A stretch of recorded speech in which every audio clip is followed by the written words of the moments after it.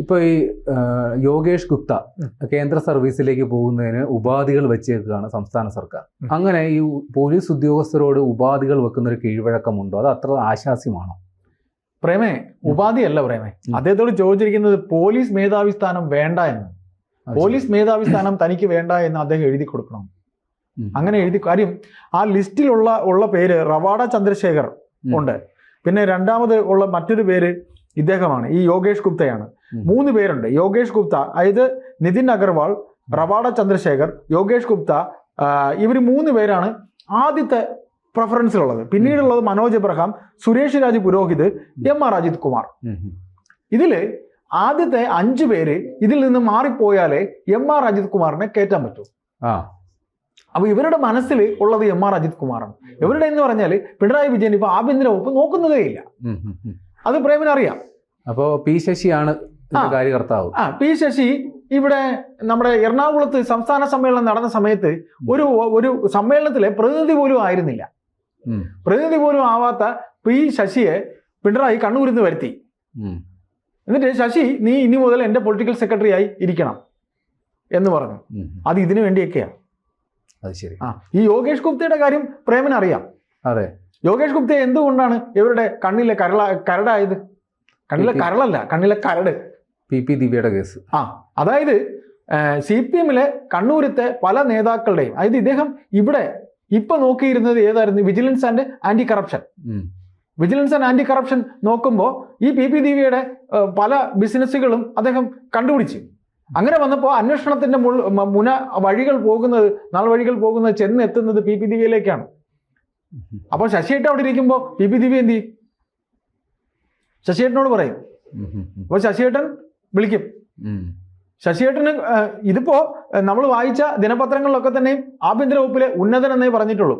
ആ ഉന്നതൻ P ശശിയാണ്, മറ്റാരുമല്ല. ഉറപ്പായിട്ടും. പക്ഷെ ഇത് ഒരു ഇങ്ങനെ ചെയ്യുന്നത് കീഴ്വഴക്കങ്ങളുടെ ലംഘനം, അതിനപ്പുറം നിയമപരമായി ഇതൊക്കെ നിലനിൽക്കും. ഇതൊക്കെ ചലഞ്ച് ചെയ്യപ്പെടില്ലേ? പ്രേമേ, അദ്ദേഹം പൊട്ടിത്തെറിച്ചെന്നാ പറയുന്നത്. അദ്ദേഹത്തിന് ED-യിലേക്ക് പോകാനാണ്. അദ്ദേഹത്തിന് കേന്ദ്ര സർവീസിലേക്ക് ഈ പിടിവലികളിൽ അദ്ദേഹത്തിന് നിൽക്കാൻ താല്പര്യമില്ല. അദ്ദേഹത്തിന് ED-യിലേക്ക് പോകണം.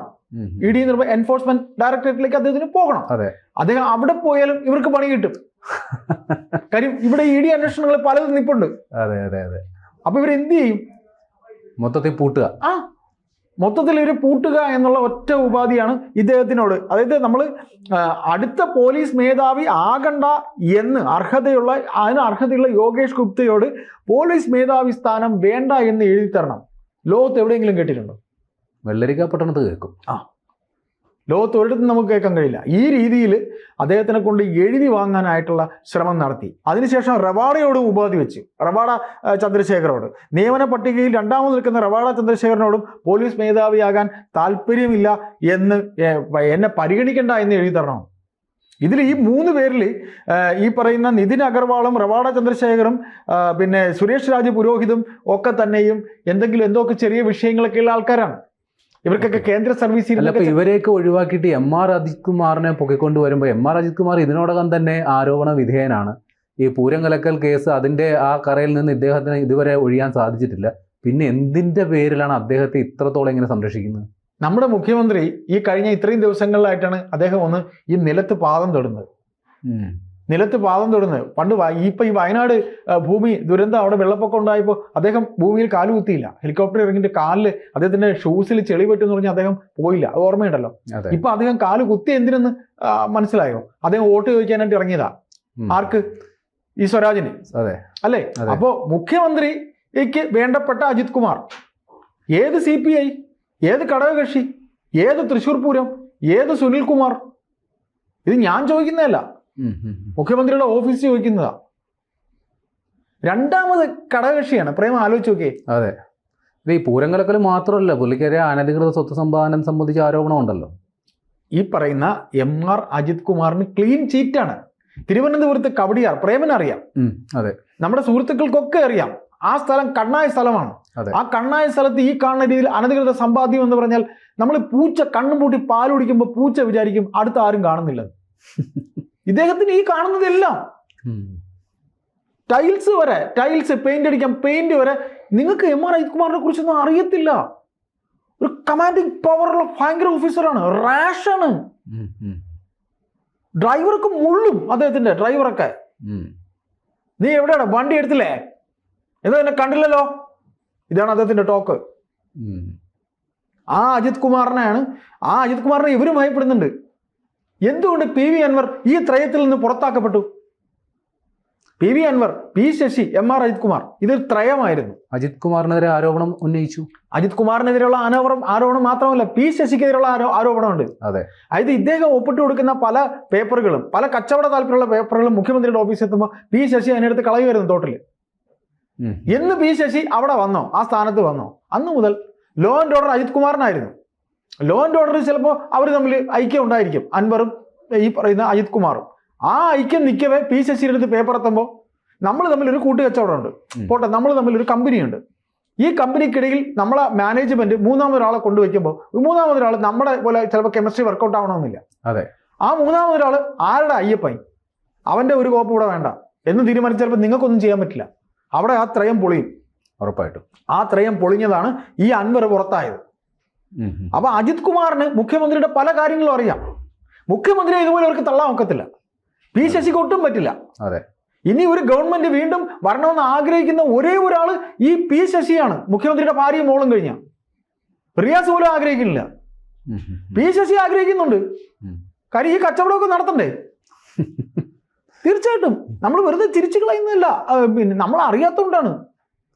ഇപ്പം അല്ല, ഇപ്പോൾ ഈ ഇത്തരത്തിൽ ഒരു IPS ഉദ്യോഗസ്ഥനോട് ഉപാധികൾ എഴുതി മേടിക്കുക, സ്വാഭാവികമായിട്ട് ഈ IPS IASകാർക്ക് ഒരു സംഘടനാ സംവിധാനമൊക്കെ ഉണ്ടല്ലോ, ഉണ്ട്. അതിൽ പോലും വലിയ ചർച്ചയാകില്ലേ? തീർച്ചയായിട്ടും. ഇതിനകത്തുള്ള വിഷയം എന്ന് പറഞ്ഞാൽ പ്രേമേ, നമ്മൾ ആരും വിചാരിക്കുന്ന പോലെ അല്ല. ഇന്ന് വരെ കേരളം കാണാത്ത രീതിയിൽ IPS തലത്തിൽ വൻ അടിയ, IPS തലത്തിൽ വൻ അടിയ. ഇപ്പൊ ഈ ഇരിക്കുന്ന IPS ഓഫീസർ, ഇപ്പോഴത്തെ DGP ഉണ്ടല്ലോ, അദ്ദേഹം ഇറങ്ങിക്കഴിഞ്ഞാൽ ആ സ്ഥാനത്തിന് വേണ്ടി ഈ കിടന്ന് കടിപടി എന്ന് പറഞ്ഞാൽ യോഗേഷ് ഗുപ്തയ്ക്ക് ഒരു താല്പര്യം ഉണ്ടാവില്ല. അദ്ദേഹത്തിന് ഇതിപ്പോ ഇവർ എഴുതി വാങ്ങിച്ചാലില്ലെങ്കിൽ അദ്ദേഹം ഈടിയിലേക്ക് പോകാൻ താല്പര്യമുണ്ട്. പിന്നെ എന്തിനാ ഇവർ എഴുതി വാങ്ങിക്കാനൊക്കെ നടക്കുന്നത്? അത് പ്രൊസീജിയറിന് വേണ്ടിയാണ്, UPSCയുടെ പ്രൊസീജിയറാണ്. അവർക്ക് താല്പര്യമില്ല. ഇപ്പം റാങ്ക് ലിസ്റ്റിൽ 3 പേര് 4 പേരുണ്ട്, അർഹതപ്പെട്ടവരാണ്. ആദ്യത്തെ 2 പേരുടെ പേര് സർക്കാരിന് താല്പര്യമില്ലാത്ത കാരണം അവർക്ക് വ്യക്തമാക്കിയിട്ടുണ്ട്. അവർക്ക് നേരത്തെ കേന്ദ്ര സർവീസിൽ നിന്നുള്ള ചെറിയ ചെറിയ ചില വിഷയങ്ങളുണ്ട്, മനസ്സിലായില്ലേ? അത് ആ കാരണം ജെന്യൂനുമാണ്. അതിവിടെ വ്യക്തമാക്കാൻ ചെറിയൊരു തടസ്സം ഉള്ളത് കൊണ്ടാണ്, നിയമ തടസ്സമൊക്കെ നമുക്ക് പറയുന്നതിനുള്ളത് കൊണ്ടാണ്. ഏതായാലും ശേഷം 3ാമത്തെ പേര് യോഗേഷ് ഗുപ്തയാണ്, അദ്ദേഹത്തിനാണ് യോഗ്യത. അപ്പോൾ അദ്ദേഹത്തിന്റെ പേര് ഈ പറയുന്ന രീതി, അത് രാജ്യരക്ഷയുമായി ബന്ധപ്പെട്ട ചില കഥകളാണ് ഇവർ രണ്ടുപേരെയും പേര് പറയുന്നത്.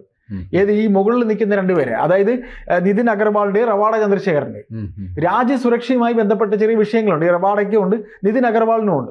അവർക്കൊന്നും വരാനും താല്പര്യമില്ല.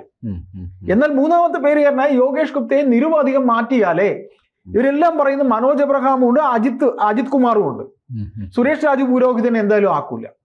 അപ്പൊ ഈ 4 പേര് വെട്ടണം. ഈ 4 പേര് നിരുപാധികം വെട്ടിയാലേ MR അജിത് കുമാറിനെ ആക്കാൻ പറ്റും. ഇപ്പൊ നേരത്തെ പ്രേം എന്നോട് നമ്മൾ ഇപ്പൊ സംസാരിക്കുമ്പോൾ പറഞ്ഞ പോലെ, പ്രേം പറഞ്ഞ പോലെ, ഇവിടെ പൂരം കലക്കലിന് എന്തായി കാര്യം ഇതുവരെ? മുഖ്യമന്ത്രി ഇന്നലെ കഴിഞ്ഞ 10 ദിവസമായുള്ള ഒരു മനുഷ്യന്റെ രൂപം മുഖ്യമന്ത്രിക്ക് വന്നിട്ട്, മുഖ്യമന്ത്രി സദസ്സിലേക്ക് കയറുമ്പോൾ ഇന്നലെ മിനിങ്ങാന്ന് ആരെയെ നോക്കി ചിരിക്കുന്നു. ഒരു ചിരിക്കുന്ന മുഖം മുഖ്യമന്ത്രിക്കുണ്ടെന്ന് ഞാനും പ്രേമും അറിയുന്നത് എത്രയോ കാലത്തിന് ശേഷമാണ്. അല്ലയോ? ഞാൻ പറയുന്നത് തെറ്റോ ശരിയോ? അതെ, ഒരു ചിരിക്കുന്ന മുഖം, മുഖ്യമന്ത്രിയുടെ ചിരിക്കുന്ന മുഖം. അല്ലെ, വോട്ട് ചോദിക്കാൻ പിന്നെ ആർക്ക് വേണ്ടി പോകുന്ന ഈ പറയുന്ന സ്വരാജിന് വേണ്ടി. അപ്പൊ മുഖ്യമന്ത്രിയുടെ ചിരിക്കുന്ന മുഖം നാം കാണുന്നു. അദ്ദേഹം നിലത്ത് കാലുകുത്തുന്നു. വിണ്ണിലായിരുന്ന മുഖ്യമന്ത്രി നിലത്തിറങ്ങിയിരിക്കുന്നു, അല്ലേ? അപ്പൊ യോഗേഷ് ഗുപ്തയെ ഉപാധികളോടെ എനിക്ക് താല്പര്യമില്ല പോലീസ് മേധാവി സ്ഥാനത്തിന്, അദ്ദേഹം അക്ഷോഭ്യനായി എടുത്ത് ഫയൽ വലിച്ചെറിയുക ചെയ്തത്. മുഖ്യമന്ത്രിയുടെ ആഭ്യന്തര വകുപ്പ് കൈകാര്യം ചെയ്യുന്ന ഉന്നതൻ, അദ്ദേഹമാണ് ഈ ഉപാധി വെച്ച് അദ്ദേഹത്തിന്റെ ഒരു സബോർഡിനേറ്റ് കൊണ്ട് വിളിപ്പിക്കുകയും ചെയ്തു. അത് ശരി, മനസ്സിളക്കാനായി. ഇതൊക്കെ പത്രമാധ്യമങ്ങളിൽ വന്ന ഒരു വാർത്തയുടെ അടിസ്ഥാനത്തിൽ കൂടെ നമ്മൾ സംസാരിക്കുമ്പോൾ പബ്ലിക് അറിയേണ്ടതാണ്. ഇതല്ല സമൂഹം അറിയേണ്ട കാര്യം, അതുകൊണ്ട് നമ്മൾ സംസാരിക്കുന്നത്. ഏതായാലും യോഗേഷ് ഗുപ്ത DGP ആകാൻ ഇല്ല എന്ന് തന്നെ നമുക്ക് കരുതാം. അദ്ദേഹത്തിന് ഒരു സ്വന്തമായ നല്ലൊരു വ്യക്തിത്വമുണ്ട്. ഈ പിറകെ നടന്ന് ചൊരുണ്ടുന്നവരും പറണ്ടുന്നവരും ചൊരുടനെ പറഞ്ഞ എന്നും വേണ്ട, അദ്ദേഹം ഈടിയായിട്ട് പോകും, തിരിച്ച് കറങ്ങി വന്ന് നല്ല പണി കൊടുക്കുകയും ചെയ്യും.